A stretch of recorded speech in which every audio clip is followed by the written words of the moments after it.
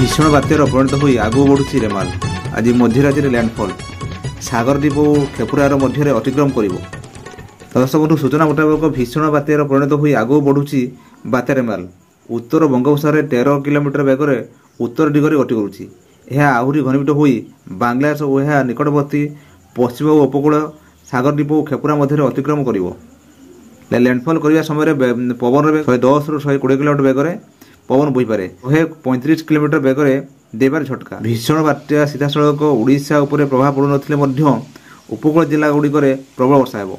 एपट अशांत हो उठुची समुद्र कूलिया लोकों मन छनका बसी। बालेश्वर भद्रक केन्द्रापड़े वर्षा होता बेले 27 तारिख सकाळ पर्यंत बालेश्वर भद्रक मयूरभंज केन्द्रापड़ा जगतसिंहपुर वर्षा हो। किसी स्थान में प्रबल वर्षा आशंका रही।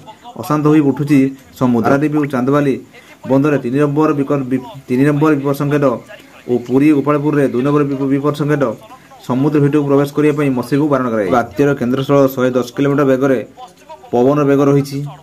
यह क्रमश वृद्धि पाइबार लगी। पश्चिमबंग सरकार विमान चलाचल को बातिल करपटे मयूरभंज बालेश्वर और भद्रक केन्द्रापड़ा जिलापाल सतर्क रहा निर्देश देते स्वतंत्र रिलीफ कमिटी। वर्षा सह पवन बहर आशंका थिबारु परिस्थितिर मुकाबला ओड्राफ और अग्निशम कर्मचारी को मुतयन करने को निर्देश दी। उपकूल अंचल मेघुआ भाग रहा बेले कटक भुवनेश्वर बालेश्वर वर्षार संभावना रही। आसंता काली पर्यंत बात्यार प्रभाव जारी रही पाणीपाग विभाग कही।